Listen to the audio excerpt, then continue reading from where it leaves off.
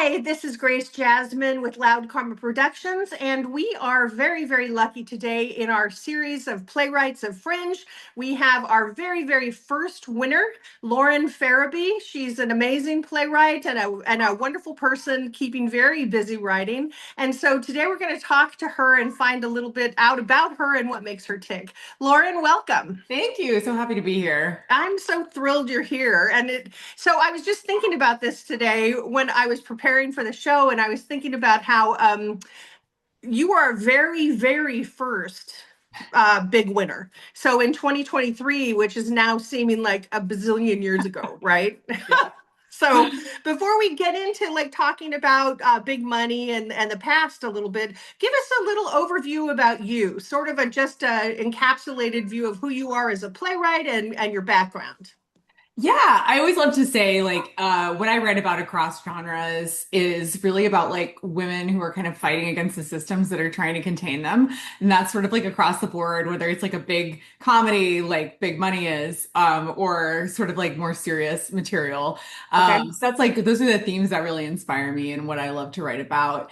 I started out as an actor a long time ago in New York and then got into playwriting through Primary Stages, which is an off-Broadway theater that at the time had a wonderful array of working playwrights like Heidi Schreck and Julian Shepard who were teaching. So I got to study really with like some really great playwrights. That's Um, awesome.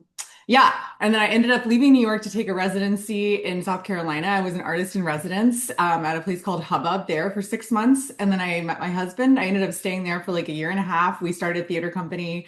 We moved to Texas. We moved to Arkansas so that I could go to grad school at the University of Arkansas, which was amazing. And then we moved out here about 4 years ago. So Oh, that is completely awesome. I noticed that you had a big background starting in New York, and that you had originally you got your undergrad at Tisch that's right. in Yeah. In drama. drama. Okay, Yeah. that Yeah. and Tisch is an awesome place, right? Everybody I know that's gotten a chance to go there has loved it so much. Yeah. So it was what a good foundation. So hearkening way far back, did you work as an actor in New York, or did you just decide you leaned toward the playwriting? Yeah, I did. I did work as an actor in New York. And I think what I found, because I did love studying when I was in college, I always loved classical plays, Chekhov, Right. Shakespeare, Ibsen, those were, Right. and I studied at Adler, which is very much sort of foundationally all about those plays and learning about those plays. And what I found when I started working and I had a manager and I was auditioning a lot was, at the time, especially because this is a number of years ago, that there just weren't a lot of very inspiring roles for women my age. Like a lot of Mhm. people would say, oh, well, like you're really smart, you're really pretty, like, but there's really just like nothing for you because you're like not hot, you're not like you don't have a thing. And so they'd be like, Right. but like when you're 30, like you could probably do something. And so at the time I was kind of like, okay, well, that's not, I don't really want to play like a secretary on Gossip Girl for 7 years. Like it just wasn't what I Right. wanted, what I went to college to do. So Sure. yeah, I called him a friend of mine who was a playwright from Tisch. I met him at Tisch, and he was a dramatic in the dramatic writing program. And I was like, where would you go if you were going to take a playwriting class? And that was sort of how the whole writing thing got started. Okay. So sort of out of maybe frustration with the sort of roles you would have to play as an actor. I Yeah. have to tell you, that's how I started playwriting too. Long, long ago, when I wrote my first musical, I was in my early 20s, and I was so frustrated with being in Hollywood and the whole scene and my commercial agent and my this agent and my modeling agent, whatever. And it was just like, I hated it. It was such a superficial environment. And so I started to write for that reason and wrote a musical that I was actually in. So I totally get the frustration about roles for women, even really young women, and what Yeah. that means. So that's Yeah. cool. I love that. Yeah. So let's talk about how we first met, Yeah. and that we were first connected through Loud Karma, and Hmm. you applied for our award, the Loud Hmm. Karma Emerging Female, and now it's called Gender Diverse Playwright Award, Cool. because I want to be Love more that. inclusive. Yeah. Um, so so you sent your play Big Money, Hmm. and Big Money is not dead, by the way. And we're going to talk about what Big Money has feet, I guess is what the expression is. So we'll talk more about that. But tell us a little bit about the run of Big Money at Fringe in 2023, and how, obviously you became our winner, but tell us about your experience there. It was awesome. I was really lucky that the way the whole play came about is I had done a reading of a different play with my friend Libby Jasper, who ended up playing Felicity in the Fringe production. Oh, Terrific okay. actress, Awesome. and she also co-produced the play. And she had met George Bamber, who directed Big Money, in a previous Fringe production. And she was like, I know that George is wanting to do a new play. He reached out to me. Could you send us a few plays? Because Mhm. we think we want to produce one of your plays. So I sent them 3 plays and we had a meeting and we talked about it. And we were sort of like, you know what, Big Money is like such a great play for the Fringe because it's all in Mhm. one space. It moves really quickly. It's a short play. It's funny, and it also, I think for George in particular, like the issues the play was about, they were like very important to him, and he felt like it was a really important kind of topic to talk about. So we rehearsed in his garage, which was awesome. He has a wonderful house, and we found great actors through Libby. I loved all 4 of our main actors were terrific, and the guy that played the boss. And yeah, we had a very successful run at Fringe. We were nominated for 5 awards, That's including Best awesome. Drama, which always makes me laugh because it is a very funny play, but the end is really pretty. It's like a gut punch a little bit. Right, right, right. So I always say it's like a funny comedy that got nominated for Best Drama. I love it. So now, in the very first year that we did the Loud Karma Award, we were seeing our finalist shows. And so then Mhm. we ended up changing it for a couple of reasons. One, the award got too popular and there were just so many Mhm. shows. And then Yeah. secondly, what happened was we decided we were going to focus on the written word because what sometimes happens, and not in the case of Big Money, but Mhm. what sometimes happens is a really good, talented playwright with a wonderful book will not have the show that shows the vehicle, not the Yeah. vehicle for the work. And Yeah. so back then in 2023, I did see your show. So I was fortunate enough to be in the front row seeing Big Money when I got my chance. And I was really taken with, and this is not, obviously performance is performance and it enhances the work, but um, I was taken with the crisp writing of your dialogue and how you move those characters through that piece. And I Mhm. think that even though you can say to an actor, speed up, we have to move our lines like this, unless the writing is that, you can't Mhm. do that. And what I loved about that was just moving and grooving. I was like, it is moving. And so I said to Chris, our other executive team member, I said, we saw your play like first out of like 15, and I leaned over to him and I go, this may be the play. I just felt like this is the play. So it ended up being the play. But Yeah. so did you have full houses? How did that all go? Yeah, I think we were really lucky. We had a lot of full houses as we went along. We were selling out. I think we all did a lot of work also to bring Oh people in yeah. the doors for sure. Oh yeah. And I can't think of a performance where we didn't have a big house. It was really important to us to, at the beginning, really get big houses because for the comedy to Mhm. really work, you really need an audience to start laughing. Oh, for And as you sure. know, the play really it sits on this line of like it's aggressive, it's funny, it's a little bit uncomfortable, and so you really need that house to be full so that you can get Hmm. people laughing within the first like 5 or so pages. They know Right. it's okay to laugh at all Right. everything that's going on in the play.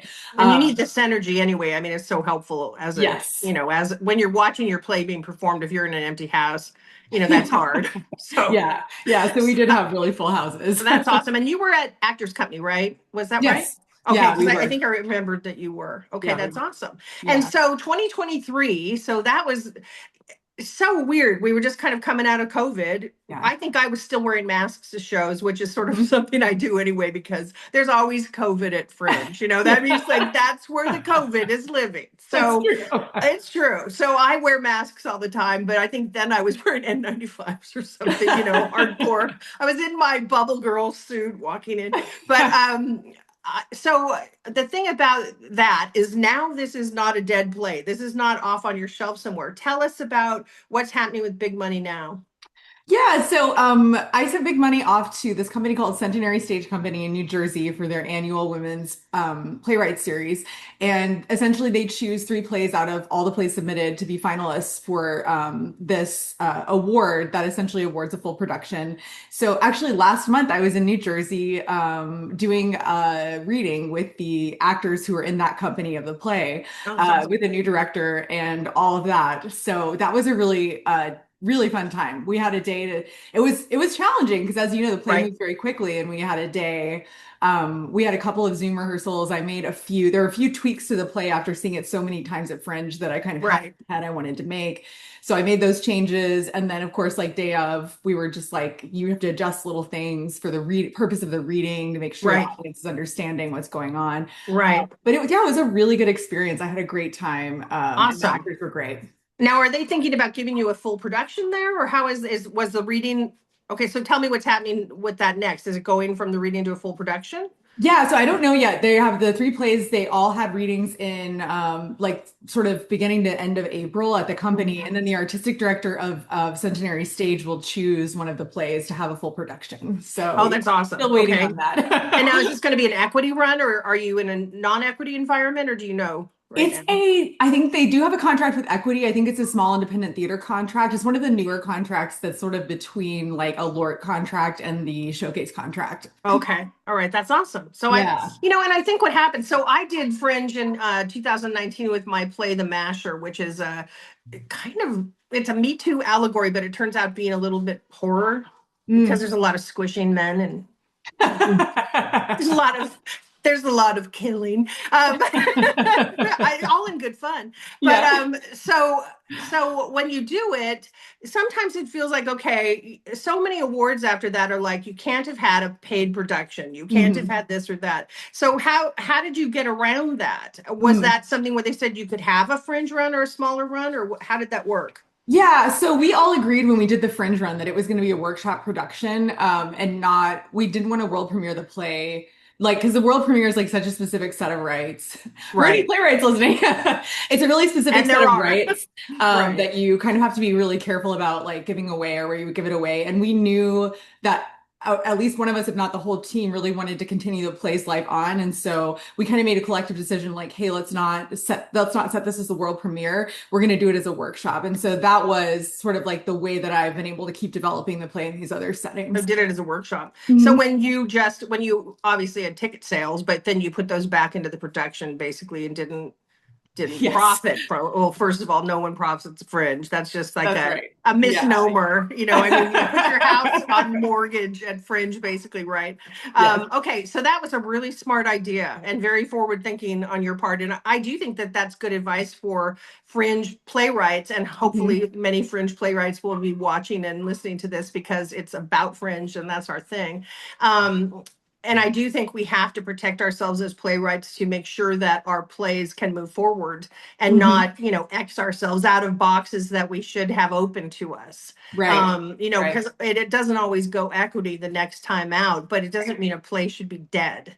Yeah. So I think Yeah. that's important for us because, this isn't a high money business. It's not like selling a film script and then you can go, okay, all right, whatever happened, I'm collecting and see you later. Yeah. Even if it doesn't end up going, you still have the sense that you did sell it, right? Yeah. Yeah. And I did another show at Fringe at New York Fringe, and Okay. we all What knew kind show of the was it? conditions.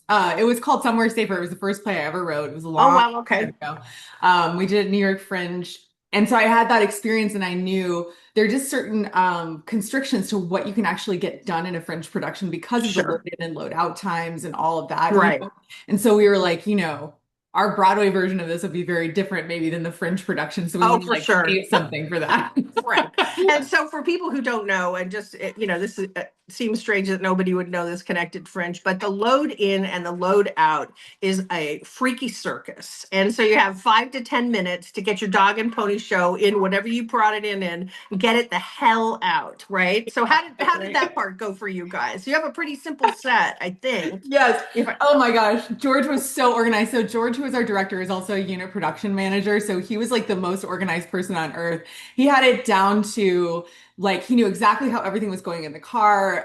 The set designer was someone who worked with him on production design for some of his projects.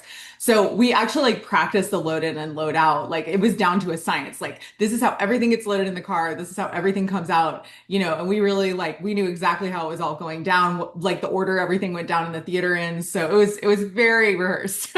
isn't it weird? I Yeah. mean, the first time you do that, you're like, oh my God. I'm gonna Yeah. have a heart attack doing this. It's like you're running out of a burning building.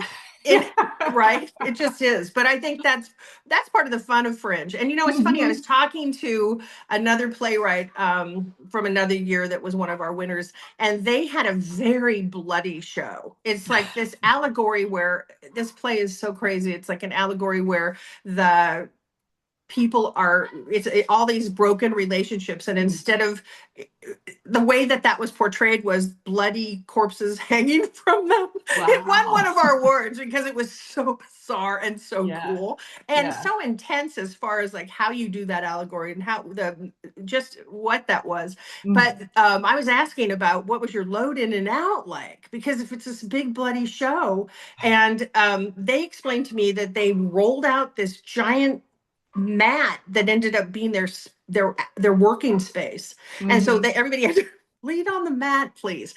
So it's like everyone bleeds on the mat, and then they just roll it up like a big old carpet, and they run like hell. So it's That's funny. very similar. We had this beautiful geometric tile floor and it was Right. made as a roll-up mat. So we would actually like roll that up every night. Yeah. No, That's definitely a good tip. it is. It is a really good tip. Bleed on the mat, please. That's just like what to remember in Fringe. Okay, um, So, you touched a little bit on writing about the sort of the boxes that women find themselves Mm. in and how they're constricted in society. Mhm. What I guess I want to hear about, well, first of all, give an overview since people don't know Big Mm. Money. Mhm. Give an overview about what Big Money is about and a little bit about the plot, and then talk a little bit about what motivated you to create that show, and then also what was the message you were hoping to get Mm. across. Yeah, so Big Money is a play. I always say it's for women advertising executives who have been given 12 hours to essentially reform this pitch to sell guns to American moms. And then their coked out boss has sort of taken the client out to distract them from the failed pitch that the men in the office have done. So over the course of the play, he's checking in and essentially like moving the timeline up on this pitch, like every single time he comes back into the room. And what it ends up doing is really kind of like unraveling the tensions in these relationships that the four women have Mhm. about their feelings about guns, their feelings about capitalism and racism, and kind of all of these different things that are sort of sitting under their office work together. And it kind of has a little bit of that Glengarry, Glen Ross feeling of like violence Mhm. sitting under the surface. And then at the end Mhm. of the play, the violence does kind of like come out, although not in maybe ways we would expect, given that there's a giant gun on stage for the whole play. I think I really wanted the gun to go off, but I didn't want it to be the killing machine. So that is kind of the way the end of the play works. That's fascinating. I'm remembering more about it as I watch, yeah, as you describe it, and when I watched it. One of the things I really loved about it was the ticking clock element. And I think that as a playwright, we try to get that immediacy going. And so I think that also helped you to get that movement on stage where people were moving so quickly because you did have the ticking clock that went the whole time, Mhm. and then that kept the immediacy. So I think that's important. So what was your message? What were you trying to get across to? Mm. I mean, what if people walked away, what did you want them to talk to their friends about? And what did you want them to come away maybe changed? Mm. How were they changed? Or Yeah, it's so interesting because, like, on the surface, especially when you hear the log line, you think, oh, like this is a play about guns. But I always have kind of felt that guns are a little bit of like a red herring, actually, because really what the play is about the violence of capitalism and the things we all have to do to survive patriarchy and capitalism. right? Particularly these sort of high flying women in like a New York office in corporate America. Like what's exposed over the course of the play is that they've all kind of developed these addictions to different things. One of them is an eating disorder, like that Right. they With the have done. Fritos or something. I can't Yeah, remember the Cheetos. Yeah. Doritos or something famous. I remember that was a big bit. I love that bit. Yes. Yeah, yeah. And so We they're all kind saw of, ourselves in that, I think. yeah. Yeah. Yes, yeah. And so that was kind of, I wanted people to walk away really thinking about that, Mhm. and also I think it's so funny because when we did this reading in New Jersey, we had a really positive audience response. And then we had this one, I think one or two people who were just like, this is just absolutely the most appalling thing I've ever seen. They And wrote that on the no, they card. told me. Oh, They good. told me. Appalling. Appalling. And what was fun is like the other people in the audience were sort of like, well, yeah, I mean, it's supposed to be, like it is. Did It you have a is. talk back? Yeah, we did Was have a that talk back. okay? Okay, yeah, Yeah, interesting. yeah. When they So, said when they said it was appalling, did they back that up or well, they were just basically saying like the idea of all this happening in a workplace is like ah? so appalling, and there are some other women in the audience, these older women who were like, well, this is what my daughter actually is experiencing at work. Like Interesting. I feel like the women I know of this age are experiencing like this kind of stress, this kind of tension, all these kinds of things. It was interesting because I was sort of like thrilled because I was like, I kind of do think some people should walk away feeling like it's appalling because like to me it sort of is. Right, right. And I think if you deeply upset a few people, that's always good. I Yeah. think when so my play, just in 1 second, was about men who these four women had to or three women had to decide if they were going to punish these men. They found out they were being killed anyway. So then Uh-huh. they had to decide who they'd save. So it was like a morality play, right? Yeah. But at Yeah. the same time, people were getting men, not people, just men were getting Mhm. squished in this thing because they were bad Mm, by whatever yeah. subjective means that was decided, right? Yeah. Some men freaked out. Yeah. They were like very pissed at me. How dare I? But I Yeah. mean, I think that's interesting. It's like we had one reviewer who was like furious. He Yeah. get this. He would not write a review. Oh, And wow. I asked him for it. He's like, no, I'm not going to write it. But he gave one of my actor, but woman actor who played the one of the main roles an award. So Yeah. obviously the play was moving to him, but he just couldn't cope with it. So that was Yeah. fascinating. Yeah. Anyway, it's Yeah. amazing when you do touch on people's nerves like that. And I do think we're trying to do that. Yeah. We want people to feel. Yeah. So what tell me why theater? Mm. Obviously you're a great writer. You could write for TV, you could write movies, you could write novels. What's honed you into that's your love? Gosh,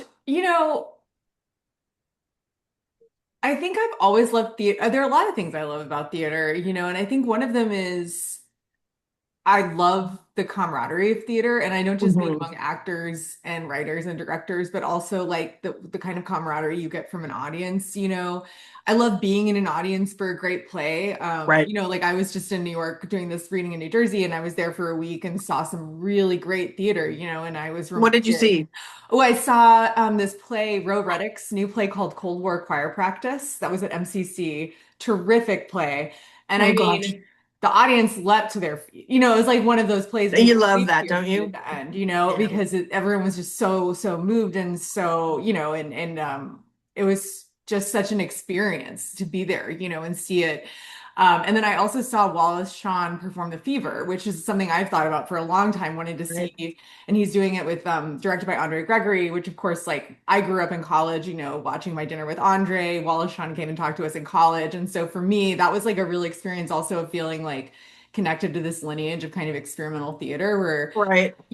there's like a storytelling aspect to theater Oh where sure. you see people and you're like, oh, I saw this person do this play. Like I saw it live. It's really Right. different from watching TV. Oh yeah.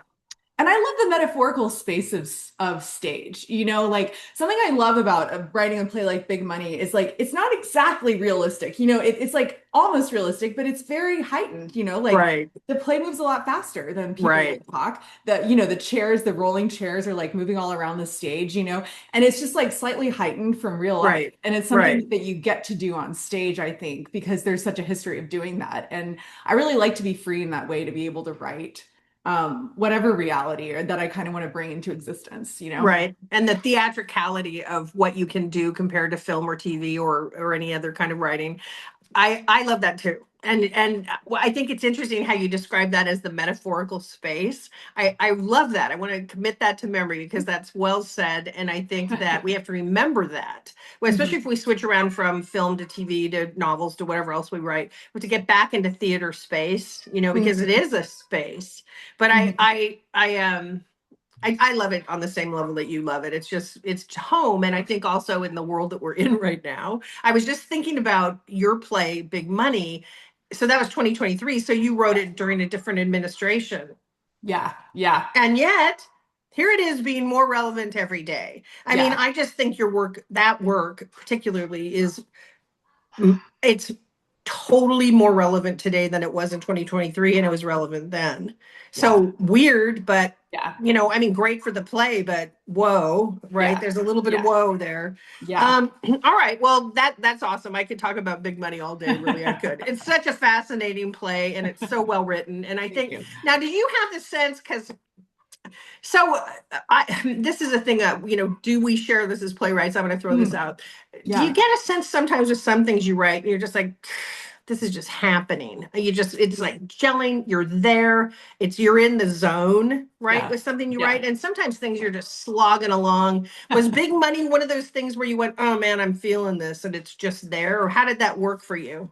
Yeah, Big Money is such an interesting play for me in that regard because it came out of such a specific set of circumstances. I was in grad school. I was really wanting to write something different, like something that I hadn't written before. Hmm. And I remember I just called the pages advertising bitches because I didn't really know what the play was about. Like I knew it was about kind of like four bitches in New York who were like really high end, and I had been reading a lot of David Adjme's early plays, like who I love, like 3C and Marie Antoinette. And I really admired the way that he did punctuation and like all caps and all that on the page. So I was like, okay, I'm gonna Hmm. borrow that and kind of add it to the Hmm. kind of like I'm interested in writing about these women in New York and I'm living in Texas and writing about these women who maybe have never seen a gun or don't know anything about guns, and I'm from Texas and like, that's a very different situation in terms of Sure. guns. And so I got really interested in kind of writing this play, and then I started bringing it in and it was just like immediately like people just were like, I love this. And they would laugh in class. And like, so I just kept bringing in more and more pages. So it really did feel kind of like this process of like, okay, it's just kind of like 10 pages at a time. Like it's just coming out. It was very easy to write. Yeah. Oh, that's awesome. And I noticed in the script, because I was kind of just reviewing, for lack Yeah. of being able to speak, you said something, dialogue is punctuated for musicality, not grammar. Can you Yeah. explain that phrase for us? Yeah, so in Big Money, and it takes a couple times for like the actors to really like get it. There's a lot of sort of like, so for instance, there are things that are in parentheticals in the script, and the parentheticals are sort of like someone saying it to themselves or kind of like off to the side, And there are also these sentences that will just kind of like run on without punctuation because a lot of Hmm. times, especially in modern speak, like people do kind of like just sort of go on these long tangents of Sure. thoughts that don't have pauses, that don't have this or that. And so I was really wanting to capture the way kind of the score of how the actors would say the lines because a lot Hmm. of times it does actually change the meaning of like what they're saying out loud. Sure. So yeah, that was kind of like the intention with a lot of the way that the script is punctuated. Right. And I loved, for me, how that worked on stage when I saw it, was you're building energy constantly with that. So you're involved, Hmm. you're, as an audience member, you're feeling this increasing, not tension, Yeah.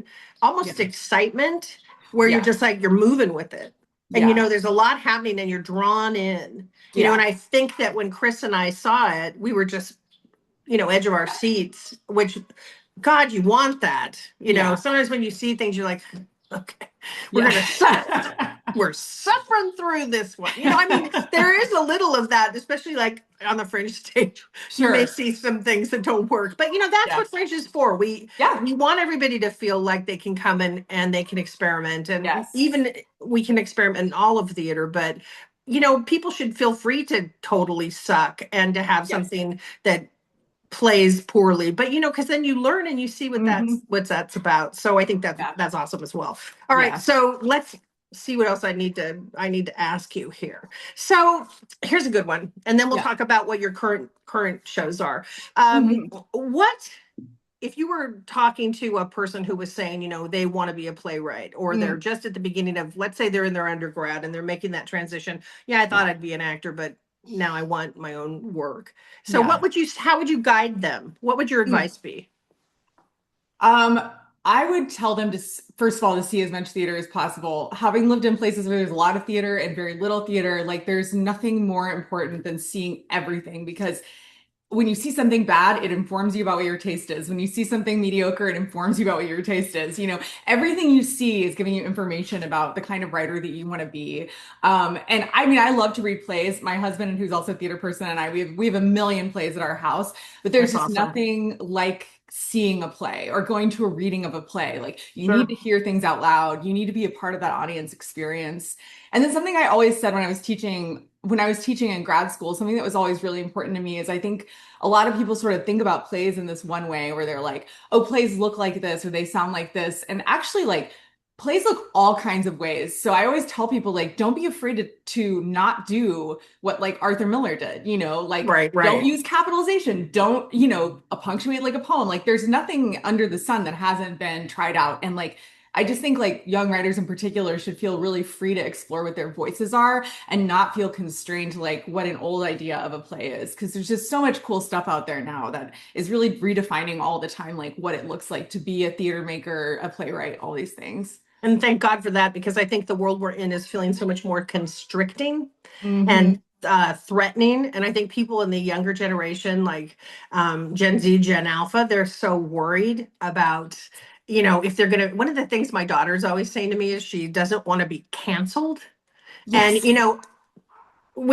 I'm so glad I didn't grow up thinking that that was a thing, Yeah. because I think that constricts you on such a tight level. But I feel like the theater is still really a place where nobody's buying that crap, and we all still are creating space for whatever Hmm. happens. And thank God.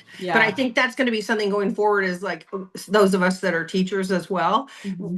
need to be teaching those young students that they don't have to play by the whatever the weird social media rules are that they're Yes. hearing, that they have to be this and that and the next thing, Yeah. and I think that's so important. And I think theater has to still remain that safe space for the Hmm. makers of theater and for the Yeah. people who go to theater. So I think Yes. more than ever we're doing something so important. Yeah. um Absolutely. it's bizarre. Yeah. I think we could get off on a whole other, we could do another talk, which I want to do soon. Chris and I talked a lot about being a playwright in this administration. And Mm. that's something that we'll touch on in Mm. another season. But I do think Yeah. all of these things are so relevant. And I'm Yeah. glad that we have that space. So, Yeah. that's so important. Me So too. now I'm looking at your resume. And so there's two new shows coming up. Yes. And I Yes. want to talk about, let's talk about first Stargirls. What is Yes. that? Stargirls is a theater for young audiences play that I wrote several years ago, and I never really did much with it, but I did send it to this one friend of mine, David Ian Lee, who was teaching at the time, and he just like kind of fell in love with the play and then took it with him wherever he was teaching. And so he called me up last year and he was like, "Look, I read Stargirls with my class and they like fell in love with it. Oh, And I wow. think we want to do it in our next season because like I think the kids would just be like so excited to be doing this play." And he works at a Fine Arts Performing Academy in Florida. And so he was like, "What do you think? Like, do you want to do it?" So he was like, "If we want to do it, we actually want to do it in like the Florida competition, like the one act competition." Oh, So that's awesome. yeah, I just finished writing like a special kind of shortened version for them to do in competition.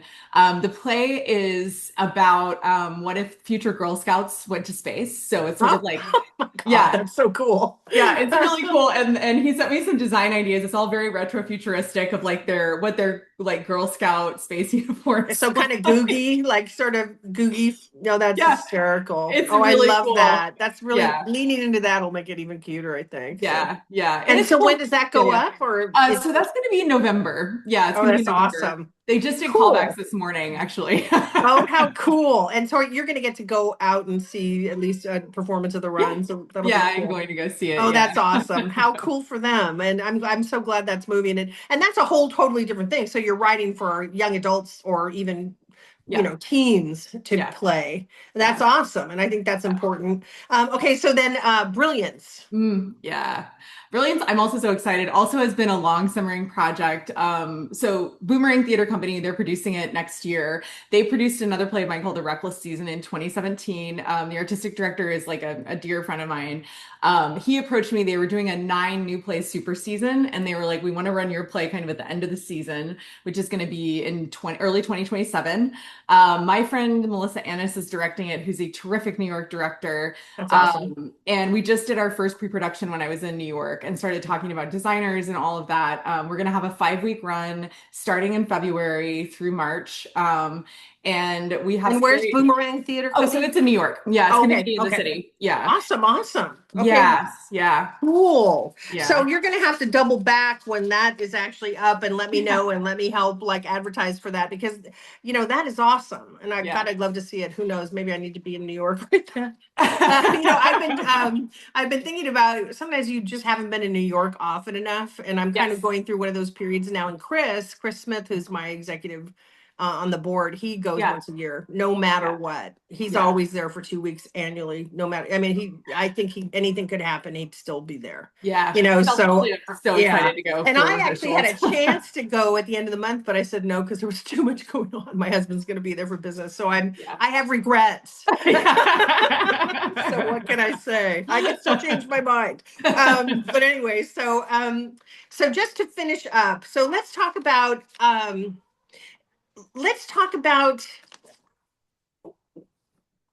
what you hope Mm, what you hope your career will be in the next mm, 5 years, let's say. And then on time, I'm going to give you a two-part question. What do yeah. you hope for the immediate few years? And then Yeah. what do you hope is your legacy? Mm. Oh my gosh. Dun dun I dun. know. Well, the next few years, I think I've kind of started finding this really interesting niche for myself in the middle of the triad of TV writing, playwriting, and fiction.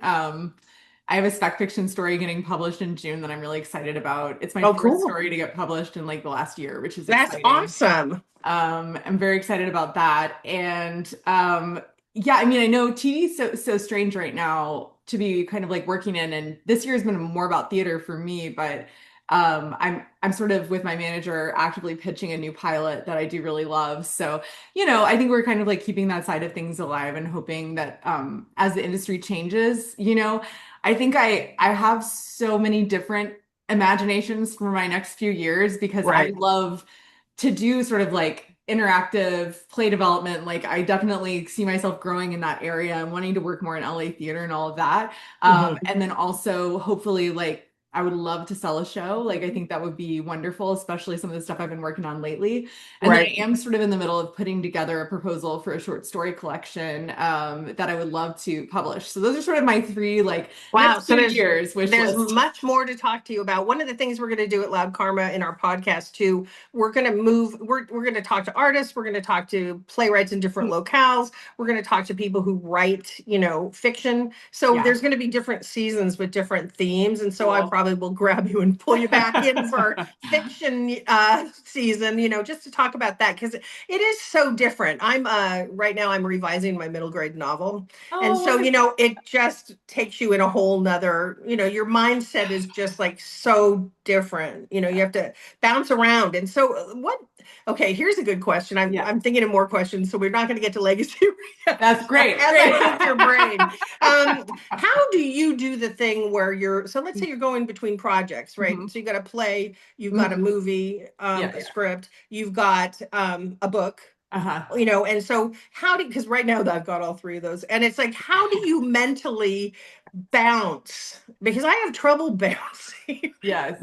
I Yes. may be like a deflated ball here, but like, how do you go mentally from one project to the next? Do you do day by day or Hmm. week by week or? I like to touch everything. I'm going to say this, and then I'm going to also tell you about the other kind of day that I have. So I think there are two kinds of days that I have, and one of them is a day in which I touch everything. And I have a very extensive sort of like creative work morning that I do to prep for working on all those things. So I do a lot of journaling. I do a lot of reading about other artists' processes, sort of just to like put myself in the mindset. And then I make a list on a post-it note of like kind of like everything I'd like to get done for that day. And usually it's like a little bit of applications for grants and fellowships, those kinds of things, a little bit of a play, a little bit of a story, and a little bit of some kind of, fiction project. And or sometimes it's like this week I was working on something for an open writing assignment, and that's more like, okay, you have to go do the research, to do that. And so it's just a little bit of everything. Um, but honestly, like some days you also just have to kind of go like screw it and you have to like go do something completely different. And I often find those days are my most productive days because my brain is catching up to everything that I've been working on. And then I start having all kinds of ideas when I'm like out doing other things. So, Right. it's like a back and forth for me. Yeah. It's a little bit, everybody's got a different system. Yeah. I have, so I interviewed back when I was doing my master's, I interviewed a playwright in San Francisco, and he was very successful regionally and doing a lot of commissioned work in San Francisco. Mhm. And so he actually spends 1 day a week only on grant work. He just devotes himself to getting money. Yeah. And that's been very productive for him, but he's not an artist that day. Yeah. He's running his business. And I Yes. think sometimes, certainly I feel that pull with running Loud Karma Productions. Some days Yeah. you just have to be a business person, Yeah. Yeah. But I think that one of the things that I caught in what you're saying, I do a lot of journaling too. I do think as artists that helps us to figure out, even just the bitch journal where you're just one day going, well, this sucks and this isn't Yeah. working and that doesn't Yeah. work, but I do think it helps. What I've read about journaling and what works for me is that it does get your mind frame in a different space where you're being analytical about what it is you're creating, which I do think is super helpful too. Yeah. So it sounds like Absolutely. you've got a way that I sort of see you sitting in a room, and then there's all these like spokes coming out in different directions. She's got this one and that one and this one, like Yeah. it seems like it's all working. I hope so. Yeah. Yeah. All Yeah. I do right, have a that's lot of piles of awesome. books. Absolutely. So now your legacy question, and we'll end on that.